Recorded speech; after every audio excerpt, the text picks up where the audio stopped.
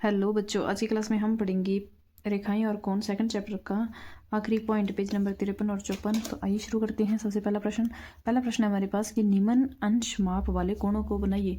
कोण बनाना हम लोग बढ़िया तरीके से सीख चुके हैं, तो आइए शुरू करते हैं कोण बनाना। सबसे पहला कोण है हमारा 140 डिग्री का। 140 डिग्री का कोण हमारे पास अधिक कोण होगा या फिर न्यून कोण होगा? यह कोण है हमारे पास अधिक कोण। तो आइए बनाते हैं हम इसको।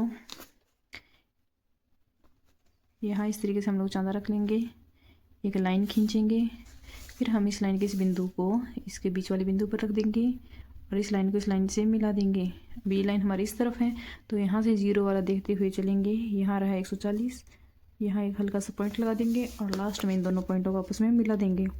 हम लोग कोणों को बनाना पिछली क्लास में बखूबी तरीके से सीख चुके हैं। उम्मीद करते हैं कि आप लोग सीख चुके हैं और बड़ी आसानी से इनको बना पाएंगे। सेकंड कोण आता है 82 डिग्री का। अब 82 डिग्री का कोण अधिक कोण होगा या फिर न्यून कोण होगा? उम्मीद है कि उत्तर बढ़िया सही दे पाओगे आप लोग। ये कोण होगा हमारे पास न्यून कोण, क्योंकि ये है 90 से कम। अब हमें ये बनाना है, सीधी लाइन लगाएंगे, इसको इसके ऊपर रखा। अब देखो भाई 82 यानी कि 80 के ऊपर होगा। ये रहा 80, 80 से 2 पॉइंट ऊपर यहाँ एक टिक लगा देंगे और ये कोण बना हमारे पास 82 डिग्री का। यहाँ हम लोग इस तरीके से लिखेंगे कोण को, ठीक है। और यहाँ इस तरीके से 2 तीर के निशान लगा देंगे। उसके बाद आता है सी नंबर। सी है हमारे पास 195। अब 195 कौन सा कोण होगा? 180 से बड़ा है, यानी कि ये कोण होगा हमारे पास प्रतिवर्ती कोण। अब इस कोण को बनाएंगे कैसे, देखो। सबसे पहले हमें एक लाइन खींचनी है। एक लाइन खींच लो, यहाँ एक हल्की डॉटेड लाइन खींच लो। ये लाइन हमें क्या दिखा रही है? 180 डिग्री का कोण। अब हमें 180 डिग्री से ऊपर कोण बनाना है, तो यहाँ इस साइड में हम लोग इस जो ये बीच वाला पॉइंट है हमने लिया, इसको इस बीच वाले पॉइंट पर रखेंगे और इस साइड में इस लाइन को रख लिया और हम 180 का बना चुके हैं। तो अब हमें बनाना है 15 डिग्री का कोण। तो 15 डिग्री देखो 10 और यहाँ ये आया 15, यहाँ बिंदु लगा दिया और अब इन दोनों को आपस में मिला देंगे। तो जो ये कोण बना हमारे पास, ये बना हमारा 195 डिग्री का कोण, प्रतिवर्ती कोण, ठीक है। हम प्रतिवर्ती कोण बनाने के लिए हमें पहले 180 डिग्री का कोण बनाना होगा। उसके बाद जैसे कि 180 डिग्री का कोण बनाया, फिर पीछे बचा हमारे पास 15 डिग्री का। फिर 15 डिग्री का कोण हम अलग से बनाएंगे इस लाइन को मानते हुए बेस। फिर इस पूरे कोण को लिख लेंगे हम लोग, ठीक है। उसके बाद आता है 70 डिग्री का कोण। डी नंबर पर है हमारे पास 70 डिग्री का कोण। 70 डिग्री का कोण बनाना बेहद आसान। लाइन खींचो, लाइन को इसके ऊपर रखो, 70 वाले पॉइंट पे जाओ और इन दोनों को आपस में फटाफट से मिला दो। ये हो गया हमारे पास 70 डिग्री का कोण, ठीक है। उसके बाद आगे है हमारे पास ई पर है 35 डिग्री का कोण। ये 70 डिग्री का कोण भी हमारा कौन सा कोण है? न्यून कोण। और 35 डिग्री का कोण भी है हमारे पास न्यून कोण। 35 का कोण बनाते हैं हम। यहाँ एक लाइन खींच दी हम लोगों ने, इस लाइन को इसके ऊपर रखा। यहाँ ये 30 और 40 के बीचों बीच में आएगा, ये रहा। यहाँ पॉइंट मिलाया और अब इन दोनों को आपस में मिला देंगे। ये बना हमारे पास 35 डिग्री का कोण, ठीक है। तो इसके साथ हमारा पहला प्रश्न पूरा हुआ। अब आगे का प्रश्न हमारे पास है कि प्रत्येक कोण के माप का अनुमान लगाइए और फिर चांदे से मापिए। हमें यहाँ पर कुछ कोण दे रखे हैं, हमें अनुमान लगाना है कि भाई ये कोण इतने डिग्री का हो सकता है। उसके बाद हमें उनकी वास्तविक माप लिखनी है।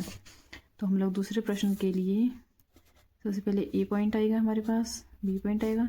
यहाँ हम लोग लिखेंगे हमारा अनुमान और उसके बाद लिखेंगे हम लोग यहाँ पर हमारी वास्तविक माप, ठीक है। जैसे कि पहला कोण है, पहला कोण देखने से पता चल रहा है कि ये न्यून कोण है। न्यून कोण है तो ये लगभग 40 डिग्री का मान के चलो। यहाँ हम लोगों ने लिख दिया अनुमान है भाई हमारा 40 डिग्री का कोण होगा। अब देखते हैं ये असल में कितने डिग्री का कोण है। चांदी को रखेंगे, चांदा इस तरीके से आ जाएगा यहाँ पे, ये रहा चांदा हमारा आ गया। अब देखते हैं तीर का निशान कहाँ जा रहा है। ये कोण 40 से ऊपर जा रहा है, 40 और 50 के बीच में, यानी कि 45 डिग्री का कोण। हमारा अनुमान गलत निकला, ये कोण है हमारा 45 डिग्री का कोण। उसके बाद बी नंबर कोण आता है। ये कोण हमें देखने में ही ऐसा कोण लग रहा है, अधिक कोण है, क्योंकि सीधी रेखा खींचेंगे तो यहाँ तक आएगी। ये लगभग होना चाहिए 180 डिग्री यहाँ आएगा, तो ये लगभग 165 या 160 इसके करीब होना चाहिए। हम लोग लिख देते हैं भाई कि हम लोगों ने बी कोण को अनुमान लगाया 165 डिग्री का। अब देख, और अब हम लोग मापते हैं इस कोण को कि ये कोण वास्तव में है कितने डिग्री का। ये हमारी बेस लाइन, ठीक है। अब इस कोण को देखो, ये कोण 160 और 170 के बीच में 165 डिग्री का कोण है। यस, यानी कि हमारा अनुमान एकदम राइट निकला। हमारा अनुमान और वास्तविक माप क्या है, बराबर है, 165 डिग्री का कोण। यहाँ ये हमारा कोण बना 165 डिग्री का। अनुमान और वास्तविक माप एकदम हमारी बराबर आई है। अब चलते हैं हम आगे वाले पे, सी। यह देखिए, इसमें यह कोण बन रहा है हमारा, इसको देखने से पता पड़ रहा है कि यह एक अधिक कोण होगा। अब इसकी माप क्या हो सकती है, तो हमें पता है कि 90 डिग्री इसकी, यानी कि सीधी लाइन यहाँ पर आएगी, तो ये 90 से थोड़ा सा ज़्यादा है, तो मान के चल लेते हैं कि ये 100 डिग्री का होगा। भाई सी कोण के लिए हम लोगों ने मान लिया कि इसका अनुमान है हमारा कि 100 डिग्री का होगा। अब इसके वास्तविक माप पता करते हैं कि भाई ये कितने डिग्री का है। इस बिंदु के ऊपर बिंदु रखा और लाइन के ऊपर लाइन, तो ये आ रहा है हमारे पास 120 डिग्री। तो इसके वास्तविक माप हो जाएगी हमारे पास 120 डिग्री। अब इसके बाद आता है हमारा डी नंबर। इसको देखिए, इस कोण को देख के पता पड़ रहा है कि यह कोण है एक न्यून कोण। न्यून कोण ये कितने डिग्री का हो सकता है, ये इससे छोटा दिख रहा है, ये 45 का था, तो ये लगभग हमारे पास 30 का होना चाहिए। तो डी कोण के लिए हमारा अनुमान है कि भाई ये 30 डिग्री का होगा। अब इसके वास्तविक माप देखते हैं क्या आएगी। यहाँ से इस तरीके से देखें, ये इसका डी यहाँ पर सेट नहीं हो रहा है। इस डी को हम लोग इस तरीके से यहाँ सेट करेंगे।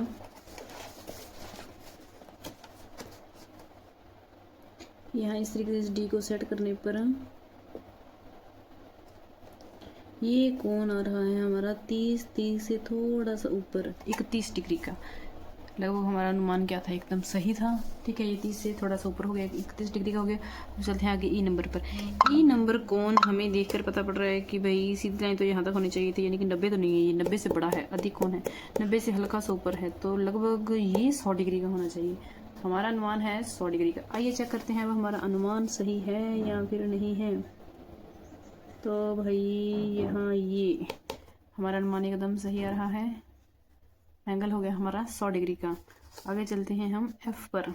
इसी तरीके से आप लोगों को भी अनुमान लगाना है। अब यहाँ देखें तो यहाँ हमें बाहर वाला कोण देखना है, यानी कि प्रतिवर्ती कोण का मान पता करना है, और अंदर ये हल्का छोटा सा दिया हुआ है, तो इसका अंदाज़ा लगाएं तो लगभग ये हमारे 10 डिग्री का होना चाहिए। अंदाज़ा है हमारा ये 10 का हो गया, टोटल 360 होता है। अब टोटल 360 है, हमारा अंदाज़ा 10 है, तो इसको इसमें से माइनस कर देंगे, बचा हमारे पास 350 डिग्री का कोण, 350 डिग्री का कोण। अब हम इसको तो ऐसे सीधा सीधा माप नहीं सकते, तो क्या करेंगे हम लोग, इस अंदर वाले को माप लेंगे, फिर 360 में से घटा देंगे। इसको माप के देखते हैं ये कितने डिग्री का कोण आएगा। ये पूरा हमारा यहाँ तक देखें तो 10 डिग्री का ही कोण आ रहा है, यानी कि ये 10 का है, तो 360 में से जब हम 10 घटा देंगे तो पीछे बचेगा हमारे पास 350, यानी कि इस कोण की माप क्या है, 350 डिग्री है। इस प्रतिवर्ती कोण की माप क्या हो जाएगी हमारे पास, 350 डिग्री हो जाएगी। प्रतिवर्ती कोण मापने का आसान सा तरीका बस यही है कि जो हमें छोटा कोण दे रखा है, ठीक है, उसको माप लेंगे इस डी की जगह 10 से, बाद में इसको 360 में से हम लोग माइनस कर देंगे, जिससे हमारे पास प्रतिवर्ती कोण की माप आ जाएगी। अब इन कोणों को न्यून कोण, अधिक कोण, समकोण और प्रतिवर्ती कोणों में और वर्गीकृत करना है। तो आइए लिखते हैं हम लोग, ये 45 डिग्री, यानी कि ये क्या, कौन सा कोण हो जाएगा, न्यून कोण, और उसके बाद 165 होता है हमारा अधिक कोण। उसके बाद 120 भी क्या हो जाएगा हमारा अधिक कोण। 31 डिग्री है, यह है हमारा हो जाएगा 90 से कम है तो न्यून कोण हो जाएगा। बस 90 से कम देखो तो न्यून कोण, 90 से ज़्यादा देखो तो अधिक कोण। 100 है, 100 भी हमारे पास अधिक कोण हो जाएगा। और ये 350 है, यानी कि 180 से ऊपर है, तो ये हमारा हो जाएगा प्रतिवर्ती कोण। ठीक है, उम्मीद करते हैं आपको ये समझ में आया होगा। अब चलते हैं आगे तीसरे प्रश्न पर। अब आगे तीसरा प्रश्न क्या है हमारा कि एक आकृति बनाइए जिसमें 3 न्यून कोण, एक समकोण और 2 अधिक कोण हो। हमें कोई भी एक ऐसी आकृति बनानी है जिसमें 3 न्यून कोण आए, एक समकोण और 2 अधिक कोण आने चाहिए।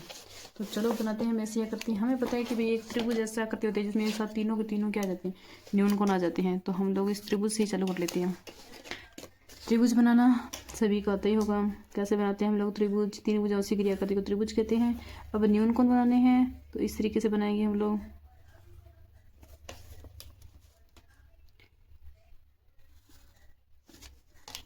तो ये तीनों तीनों बने हमारे न्यून कोण। ठीक है, तो हमारे पास 3 न्यून कोण आ चुके हैं।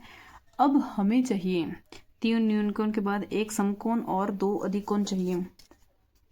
अब अगर हम इस लाइन को आगे और बढ़ाएं, हमें पता है एक सीधी लाइन होती है 180 डिग्री की। ठीक है, इस लाइन के जब इस तरफ एक न्यून कोण बन रहा है, ठीक है, टोटल 180 थे, 180 में से न्यून कोण घटाएंगे तो ये कोण देखने से पता पड़ रहा है कि ये कोण बनेगा हमारा अधिक कोण। इसी तरीके से हमारा इस तरफ वाला कोण जो बनेगा इस लाइन को आगे बढ़ाने पर, तो ये भी क्या बनेगा, अधिक कोण बनेगा। यहाँ से इस गैप को देख के पता पड़ जाता है। अब हमें एक समकोण बनाना है। समकोण कहाँ बनाए हम लोग? समकोण हम यहाँ लाइन खींच देते हैं। यहाँ एक उल्टा एल बन रहा है तो ये हो गया हमारा 90 डिग्री का कोण। अब चाहो तो यहाँ पर लाइन खींच सकते हैं, यहाँ समकोण बन सकता है, इसमें यहाँ पर भी बन जाएगा और यहाँ पर भी बन जाएगा। आप चाहो जिस तरफ मर्जी बना सकते हैं। तो इस तरीके से ये हमारी एक आकृति बनेगी। ये हो गया हमारा तीसरा प्रश्न। अब चलते हैं हम हमारे चौथे प्रश्न पर। चौथा प्रश्न है अक्षर M को इस प्रकार बनाइए कि दोनों ओर के कोण 40 डिग्री के हो और मध्य में कोण 60 डिग्री का हो।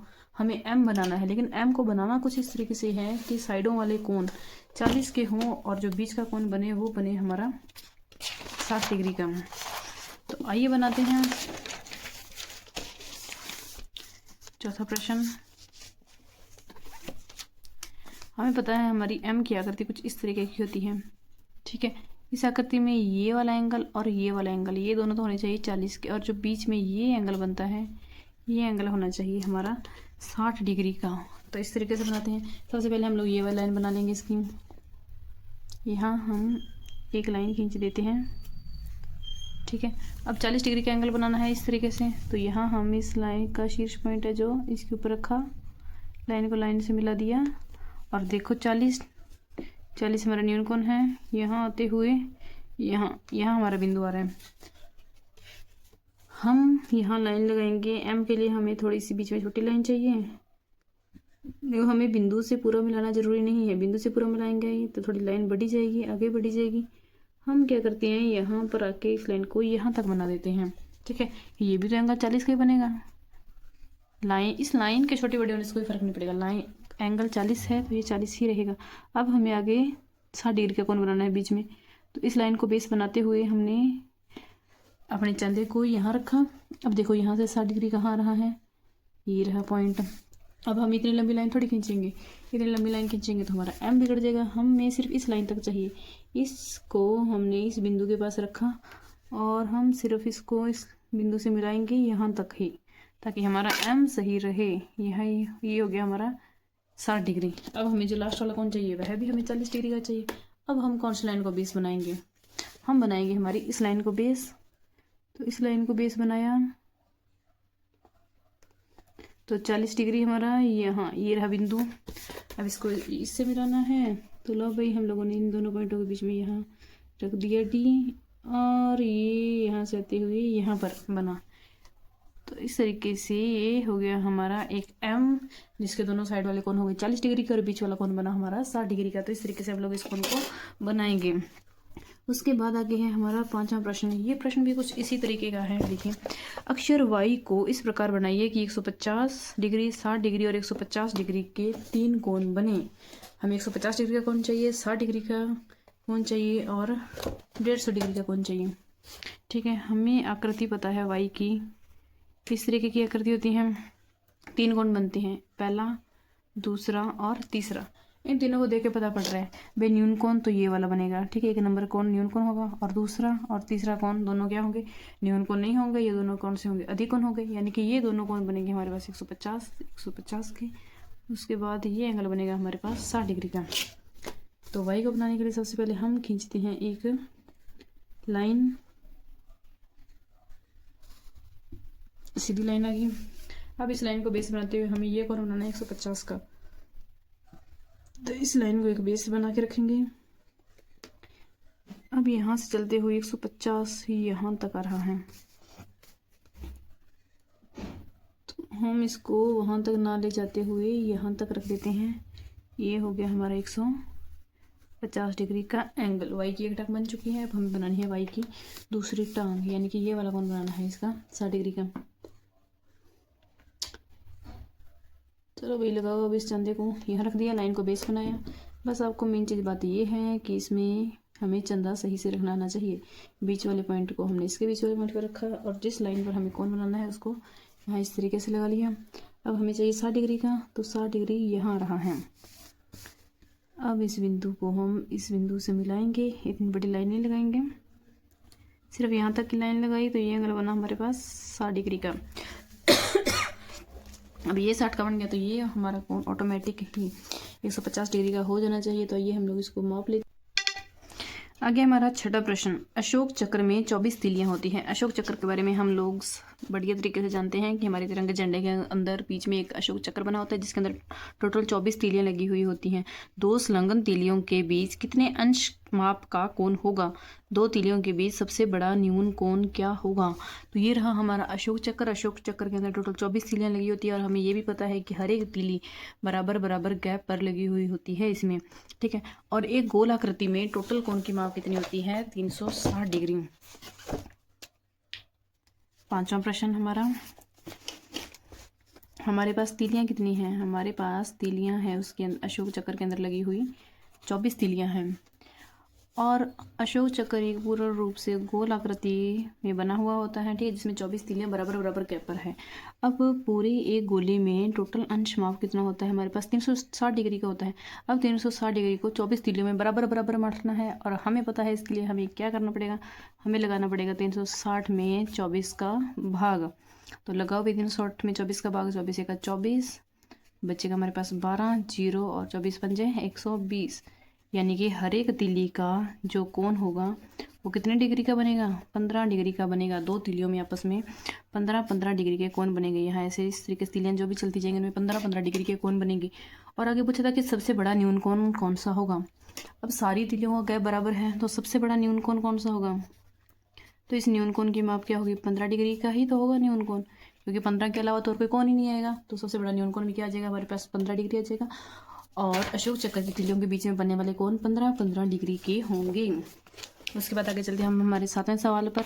7वें सवाल में दी है हमें पहेली है मैं एक न्यून कोण हूँ। इसमें बोल रही है पहली कि मैं एक न्यून कोण हूँ, यदि आप मेरे माप को दुगुना करते हो तो आपको न्यून कोण ही प्राप्त होता है। यानी कि मैं खुद न्यून कोण हूँ, अगर मुझे दुगुना करोगे तो भी न्यून कोण आऊँगी। यदि आप मेरे माप को 3 गुना करते हो तो फिर से न्यून कोण आऊँगा, और यदि आप मेरे माप को 4 गुना करते हो तो भी न्यून कोण ही प्राप्त होगा। यदि आप मेरे माप को 5 से गुना करते हो तो एक अधिक कोण प्राप्त होगा। मेरे कोणों के संभावित माप क्या होंगे? यानी कि हमारे पास ऐसी पहेली है।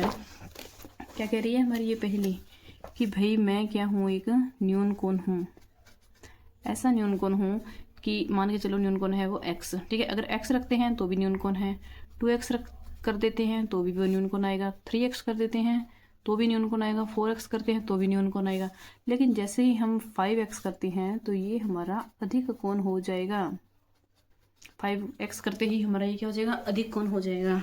अब हमें अनुमान लगाना है कि इसके कौन कौन से संभावित माप बन सकते हैं, ठीक है। तो चलो लगा के देखते हैं। अब एक अंदाज़ा, ठीक है, अंदाज़ा लेके चलते हैं। माना कि हमने मान लिया भाई 10 डिग्री का है वो न्यून कोण, ठीक है। इसका दुगुना किया 20 डिग्री न्यून कोण आया, 30 भी न्यून कोण है, 40 भी न्यून कोण है। लेकिन 50 किया, 50 तो हमारा अधिक कोण आना चाहिए था, लेकिन 50 भी क्या है? न्यून कोण है, तो ये नहीं होगा। उसके बाद अगर हम 20 लेके चलें, ठीक है, तो 20 डिग्री दुगुना किया तो 40, तिगुना किया तो 60, चौगुना किया तो 80, ये सारे के सारे क्या रहे हैं? न्यून कोण आ रहे हैं। और उसके बाद अगर 5 से गुना किया 20 को तो ये आया 100 डिग्री, और 100 डिग्री है हमारे पास अधिक कोण। यानी कि एक तो हमारा हो गया कोण 20 डिग्री का, ठीक है। उसके बाद और देखते हैं हम 15 डिग्री करके देख लेते हैं। 15 का दुगुना किया 30, फिर 45, 60 और 15 को 5 से गुना किया तो 75। 75 भी क्या है, न्यून कोण है, तो ये भी नहीं होगा।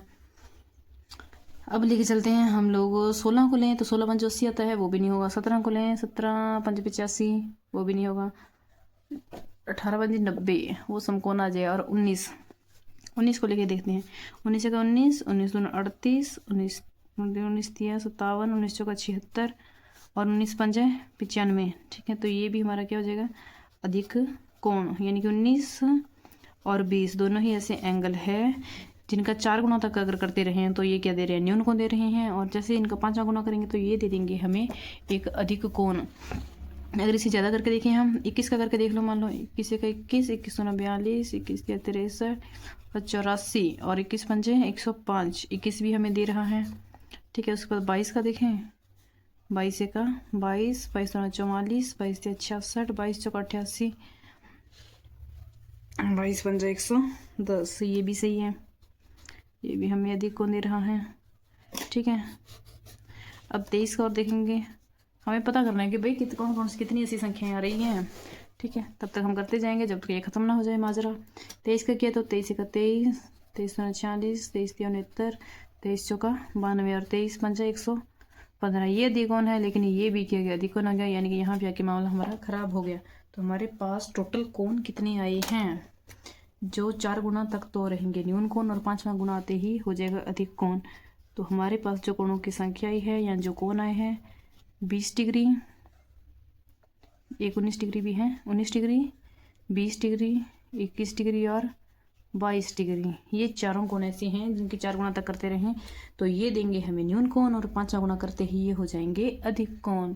उम्मीद करते हैं कि आपको ये समझ में आई होगी हमारी क्लास बढ़िया तरीके से। इसी तरीके से आसान भाषा में सीखने के लिए हमारे साथ जुड़े रहिए। धन्यवाद।